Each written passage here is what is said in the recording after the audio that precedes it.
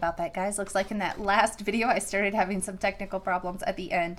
So I'm going to go ahead and just close out that old Inkscape, and I'm going to open a fresh Inkscape. It just started getting a little bit too heavy on memory space, and it wasn't really cooperating. So once again, remember, go into layer to get your layers. And there were just a couple of things that I wasn't able to finish. So the first thing I want to do is just save it, right?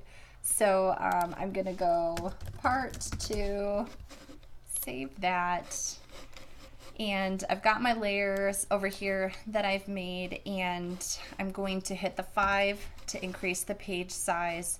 And this layer we are going to call Stars 2, and the reason why is because I didn't quite get a chance in that last video to finish up my stars.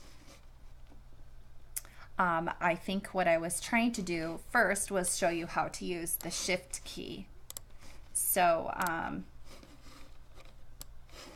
you can increase the number of corners, but if you hold down shift, you'll notice that you get some interesting shapes. And then if I go to draw it again, it just makes more duplicates of it. So if I want to undo that default, right, I've got to come over here and click on that little brush, and notice that that brings it back to a normal star. I can grab those corners and drag them out and play around with them as I wish. So that's what happens when you hold down shift. When you hold down alt, you also get some really interesting effects, which are very fun. So play around with the shift and the alt keys while dragging those star. Look at that. And then when you go to draw another one, it just maintains those proportions. So you can get some really fun designs out of that. That's what I meant, the rubric, when I said to draw stars with interesting abstract shapes, right? Then we've got polygons. So let's make a new layer and call that polygons, and we'll add that. Make sure that layer is selected and hide the stars layer. Now what you're going to do is just draw a polygon, right? And then click to undo those defaults here. Okay, and it's just going to go back to normal, and then you can click on this polygon tool here. Now you notice I keep on hitting save. Okay, so I'm going to make several of those because I need to make polygons with different colors and different shapes according to the rubric. So like polygons, different number of sides, and different colors. So let's grab one, and I can change the number of corners to, let's go 6, and then this one I can do 7, and this one I can do 8, and this one I can do 9, and then of course whatever the last one I did, if I go to draw it again, it's gonna make more of that. You can change the colors, of course, by just clicking on the, you can open up that fill and stroke box if you want to, remember, by clicking on this fill button at the bottom, and you can go and find your wheel if you want to and use the wheel.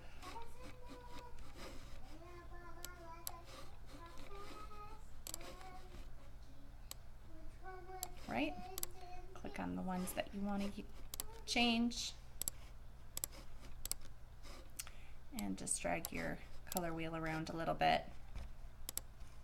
You probably won't have to click save every single time you make a change, but I do, because the fact that I'm making a video uses so much RAM, I have to save and reset that RAM every single time. So there's some different colors and different number of sides. So polygons is done. Now we want some dots, and it says dots of different sizes. It says to hold the control button and use that pen tool. So I'm going to make a new layer, and we're going to call that layer our dots. Okay, and then hide your polygons layer. So this is that pencil tool. I believe it's also called like a free style drawing tool or freehand. Says on here, draw freehand lines. If I just hover my cursor over it, click on that tool, and you'll notice if you go to draw some freehand lines that they're pretty squiggly. You can change the smoothness on there, like I'm going to change it to 45. That seems to be a really good smoothness, so take that down to about 45 and then draw the same type of line and just notice the difference in the smoothness. It's way nicer. You can increase it some more. You'll notice the more you increase the smoothness, the smoother the line gets. That's the name, right? And now look at that. Woo, it's super smooth.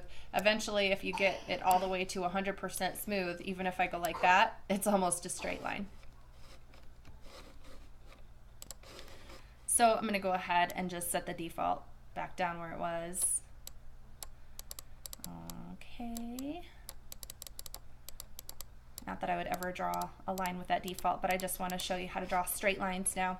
So with the straight lines, all you're going to do is you're going to click to start, and then you're going to click to end. So click to start, click to end, click to start, click to end, okay? But you're going to need to draw horizontal, vertical, and 15-degree increment lines according to that rubric. And you could eyeball it, but that's not truly going to be straight. So to get straight lines, all you have to do is just click to start, then hold down your control key, because control controls things, and it'll make a perfectly horizontal line. Or click to start and hold down control and go up, and it'll make a perfectly vertical line for you. It maintains 15-degree increments. So I'm just going to go ahead and make some 15-degree increments with my X and Y axis that I have here. I'm going to click, hold down my control, and go to my first. That one just made another horizontal. So click, hold down control, and I'm going to go to my first 15-degree increment. Click to start, hold down control, go to my next 15-degree increment. Click to start, hold down control. There's about 45 degrees, right? Click, control. What would that be? 60 degrees. Click, control. 75 degrees, and then that's your 90 degrees. So here is me demonstrating those 15-degree increments with a horizontal and a vertical line, which is what we talked about doing here, straight lines, vertical, horizontal, and 15-degree increments, okay? So I can go ahead and select lines that I don't want to keep on my palette, for example, using the selection tool, and I'm just going to select that and delete it and select this. I'm just going to select a couple of them real quick. Usually you can select more than one by holding down the shift key, but with my computer kind of being overloaded with memory, I don't know if it's actually going to let me do it, but I'm going to try. Okay, and then I'm just going to click delete and see. Okay, so it did work. Fantastic. And then again, I can use that selection tool to draw completely around the lines that I want, and I can object group all of those together so that when I go to drag them, they drag together. Hold on a sec, save. And oops. If the computer weren't limited on memory, I'd be able to just grab this whole thing. Oh, it is working. And drag that as a group. I could click it again if my computer were working and get the rotate bars, and I could rotate it around as well. Okay, your computer will be functioning properly. So next I'm going to do freehand pencil drawings. So yep, you guessed it, make a new layer.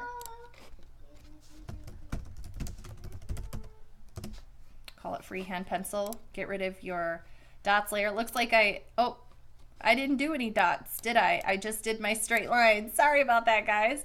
I better call this one my, wait, this one's gonna have to, though I was supposedly do dots, so this is gonna be my straight lines.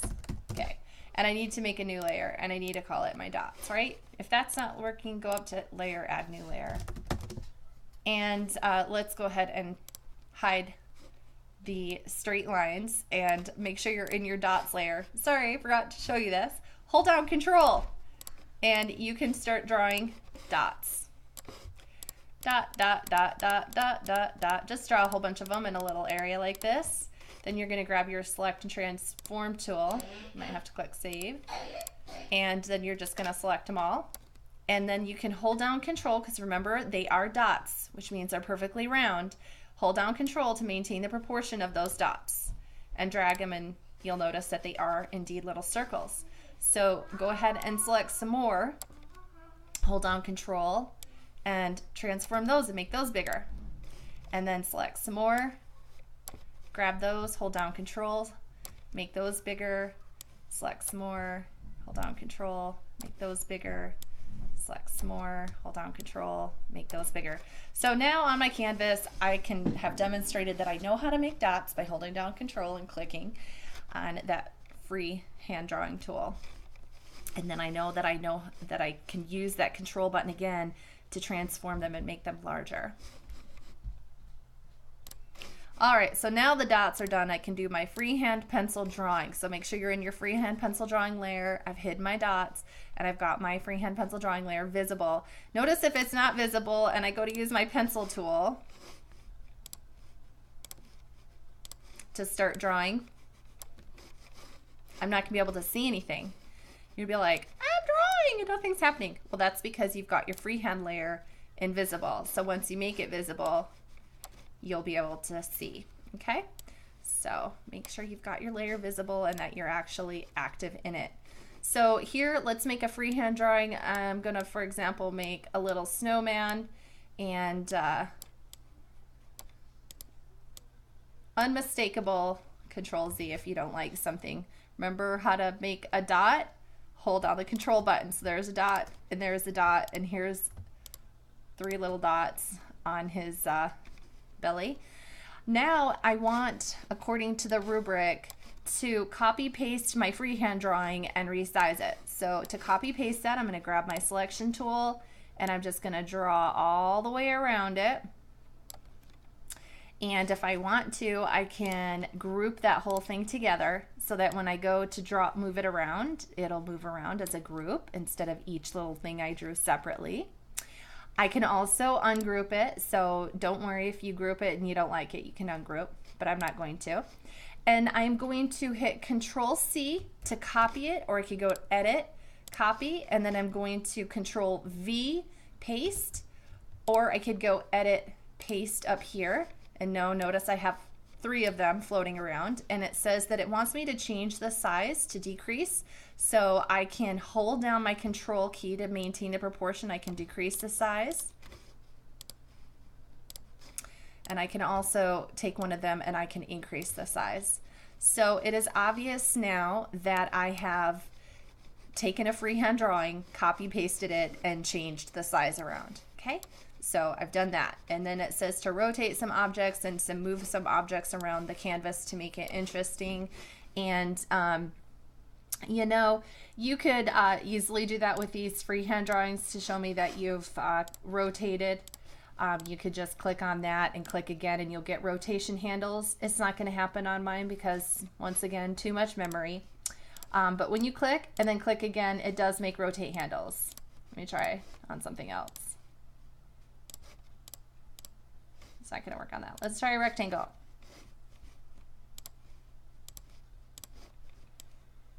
Click, get my transform tool, click again, and there's my rotation. So that does happen with everything. Those little freehand drawings are just using a little more of my memory. So you can go ahead and just make sure you've rotated something on there and that it's obvious to me that you've rotated it. That would be great. And you can also, remember, you can transform your objects. So that concludes everything on there except for I never got to the point because I had to do 2 separate canvases where I had everything all at one time.